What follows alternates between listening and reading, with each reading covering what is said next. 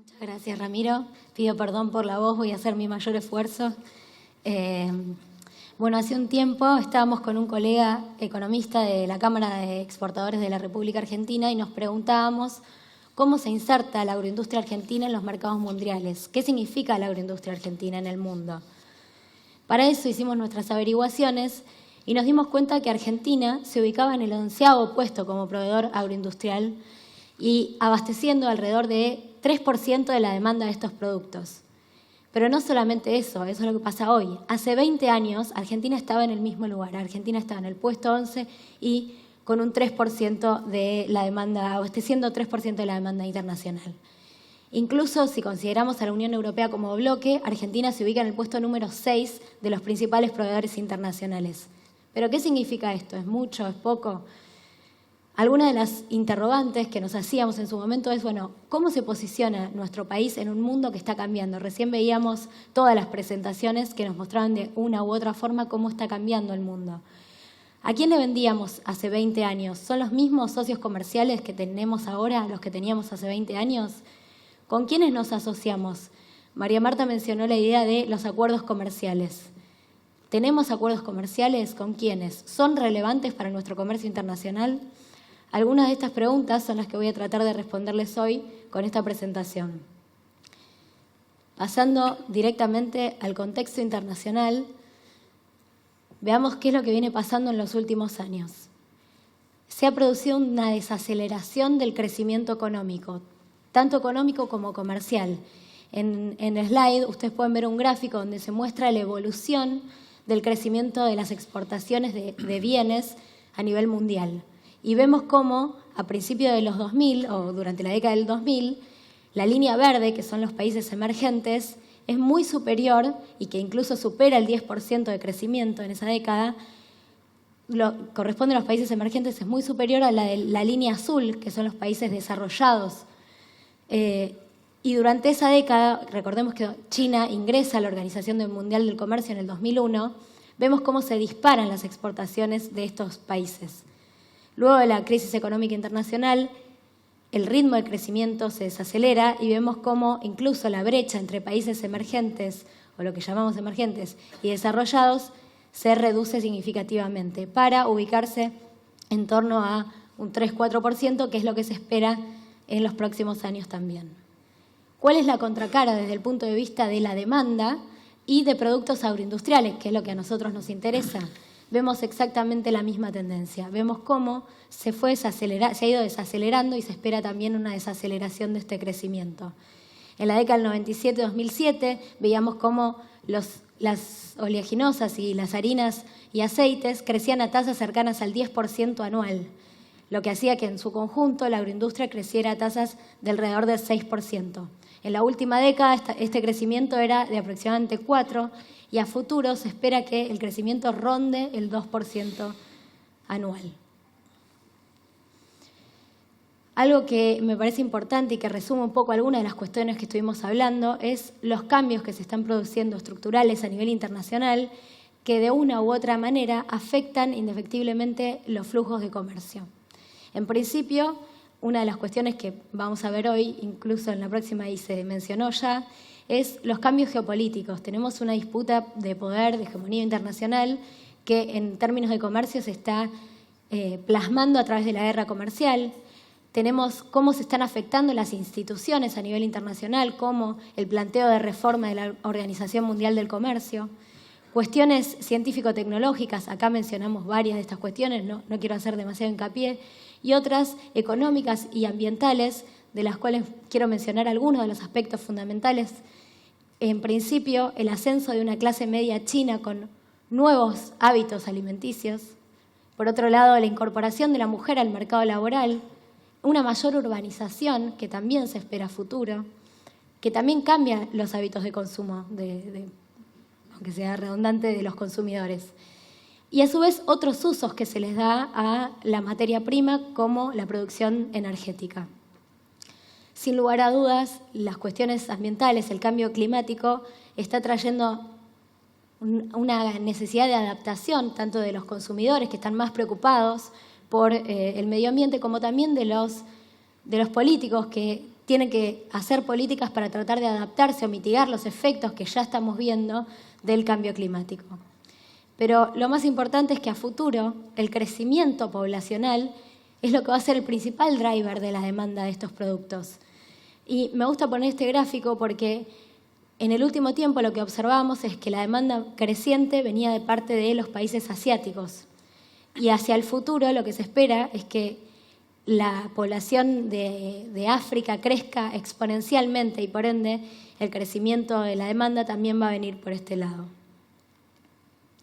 Pero ¿cómo se traduce todo esto en los intercambios internacionales? Vemos cómo países, como veíamos antes, los países emergentes que en la década del 90 o fines de la década del 90 representaban solo una décima parte de los intercambios, hoy representan un tercio de, en este caso pusimos las importaciones agroindustriales, pero hay exactamente un gráfico exactamente igual si tomamos las exportaciones, reduciendo su participación los países desarrollados. ¿Y a qué nos referimos con países desarrollados? En el gráfico este, que es una nube de palabras, vemos con mayor, en la letra de mayor tamaño, los países con mayor participación sobre el total de las importaciones.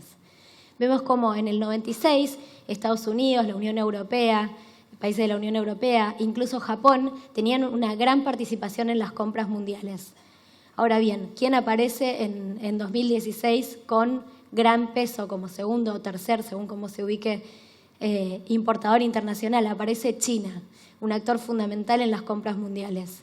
Y pierden participación relativa los países europeos, Japón y Estados Unidos. Sin embargo, la Unión Europea y Estados Unidos se mantienen como líderes tanto en las compras como en las ventas mundiales de productos agroindustriales.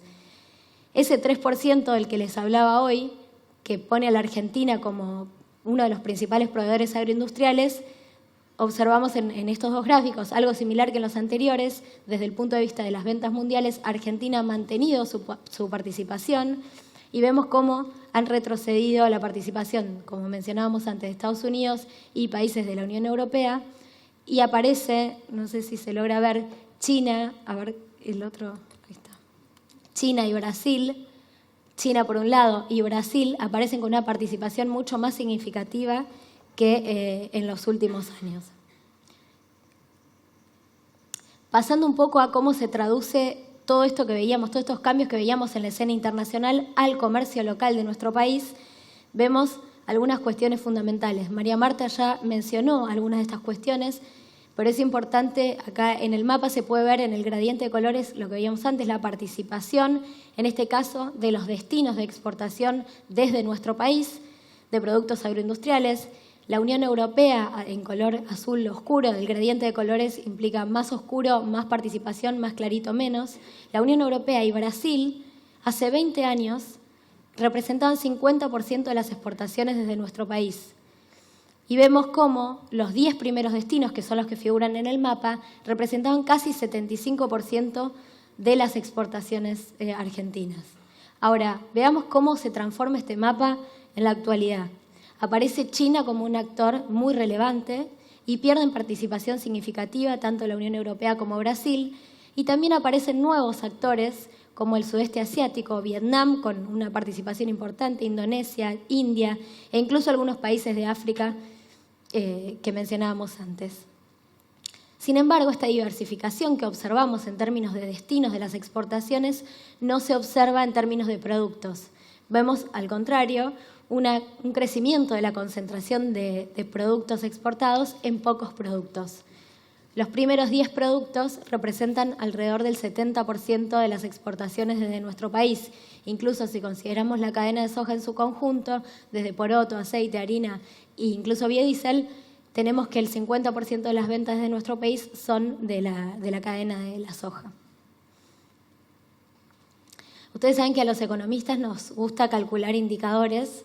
No les traje todos los indicadores que calculamos, pero sí nos interesaba mostrarles algunas de las respuestas que nos dieron a algunas de las preguntas que nos planteábamos al principio de la investigación. Entre ellas hay un indicador que se llama de ventajas comparativas reveladas y lo que muestra es el desempeño exportador de nuestro país. Nuestro país muestra un mejor desempeño en las exportaciones que el promedio mundial, y lo que detectamos fue que 1/3 de los productos que vendemos presentan ventajas. comparativas en relación a otros países. Ahora, cuando analizamos el valor del comercio, casi la totalidad de las ventas desde nuestro país tienen ventajas, es decir, que exportamos productos con ventajas. Sin embargo, hay al menos un competidor de la Argentina que también presenta ventajas. Entonces, esto nos hace pensar que no alcanza con tener una ventaja por sobre los demás, porque puede haber otros competidores que la tengan.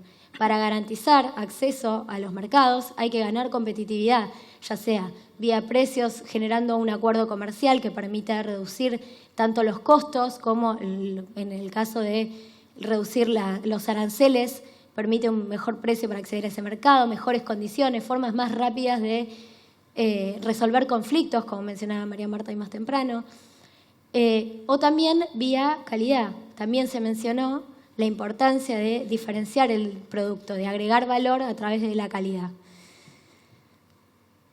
Por último, pero no menos importante, el relacionamiento externo de nuestro país. Ustedes saben que Argentina se vincula comercialmente con el mundo a través del Mercosur, que es su plataforma de negociación de acuerdos. En este sentido, lo que vemos es que los acuerdos que mantiene la Argentina comerciales, un tercio de los flujos comerciales, acá incluimos tanto importaciones como exportaciones, y no solamente de productos agroindustriales, sino el total del comercio, un tercio, o sea, 32%, Argentina tiene comercio con países con algún tipo de instrumento comercial. Acá se incluyen los países de Latinoamérica, se incluye India, con quien tenemos un acuerdo de preferencia fija, se incluye Egipto, con quien recientemente está en vigencia el acuerdo de libre comercio, y, por supuesto, Mercosur y otros socios regionales.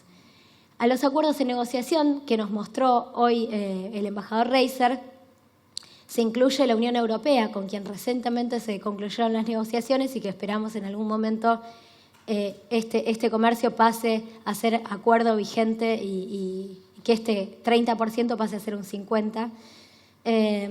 Luego tenemos países que nos otorgan preferencias unilateralmente, es decir, hay algunos países que otorgan preferencias a determinados productos a países en desarrollo. En este caso, nosotros nos beneficiamos del sistema generalizado de preferencias de Estados Unidos, que recientemente nos reincorporaron, y de otros países como Nueva Zelanda y Rusia, con algunas preferencias en determinados productos. Luego, no quería dejarme de mencionar algunos países que son muy relevantes para nuestro país, que lo veíamos en el mapa, como como China y Vietnam, que tienen una importancia significativa para nuestro país, y no existe hoy ningún instrumento que nos vincule en términos de comercio con ellos. Otro resultado de nuestra investigación fue que los países con los que tenemos acuerdos comerciales son aquellos que nos permiten mayor intensidad de comercio, es decir, Argentina comercia más con esos países que con otros. A su vez, nos permiten diversificar las exportaciones y tienen más potencial para complementarse con nuestro país. Esto puede ser importante a la hora de evaluar el día de mañana la necesidad o la estrategia de ir a negociar nuevos acuerdos comerciales. No obstante, y si bien algunos países en el último tiempo han incrementado la intensidad comercial con nuestro país, hay una alta concentración en algunos destinos específicos. En el gráfico se puede ver las burbujas azules con alta concentración. Un indicador cercano a 1 quiere decir que hay alta concentración de las exportaciones. Veíamos el caso de China, que mostraba hoy más temprano María Marta, el caso de India, que un producto del aceite de soja representa más del 90% de las ventas desde nuestro país, y esto puede generar problemas a la hora de exportar, porque ante cualquier barrera arancelaria, ante cualquier barrera paraarancelaria, una medida sanitaria o fitosanitaria, tenemos el impedimento de acceder a esos mercados, con lo que ello implica para tratar de desviar ese comercio a otro país o encontrar un nuevo destino. Por eso es tan importante tener presente que hay que intentar diversificar las exportaciones desde nuestro país, y vemos que los países con los que más diversificados tenemos el comercio son justamente los países con quienes tenemos acuerdos comerciales, que son los que se encuentran en verde en el gráfico. Por último, y resumiendo un poco todo lo que les conté, lo que me interesa que se lleven un poco de la charla de hoy, es que hubo cambios importantes en la escena internacional que tuvieron impacto directo en los intercambios comerciales, y específicamente en el comercio de la Argentina. A su vez, Argentina ha mantenido su posición en los últimos 20 años. Ha tendido a diversificar las exportaciones, aunque no es el caso en términos de productos. Presenta ventajas en gran parte de los productos que exporta, pero también sus competidores. Los acuerdos comerciales han demostrado en el análisis ser potenciador de algunas de estas cuestiones fundamentales para diversificar mercados. Y, por último, bueno, el tema de la concentración que acabamos de mencionar, que genera mayor vulnerabilidad para nuestro país y las decisiones de producción y exportación. Por último, no quería dejar de mencionar algunos de los desafíos que tenemos hacia adelante, que tienen que ver con todo esto que dijimos. Argentina tiene el desafío de mantener la posición o incluso mejorar la posición como proveedor agroindustrial en el mundo. Traducir esas ventajas que mencionábamos antes, que mostrábamos, en reales oportunidades de acceso a mercados. Para eso tiene la posibilidad de hacer algún tipo de acuerdo comercial o, como decíamos antes, tener alguna estrategia de aumentar la competitividad vía precios o calidad. Luego, adaptarse a todos estos cambios en el contexto internacional, que implica mayor inversión en tecnología, adaptarse a cuestiones que pueden tomar tiempo, adaptarse a las nuevas tecnologías, y hay que tener un poco de paciencia, adoptar buenas prácticas agropecuarias para hacer frente a las cuestiones ambientales.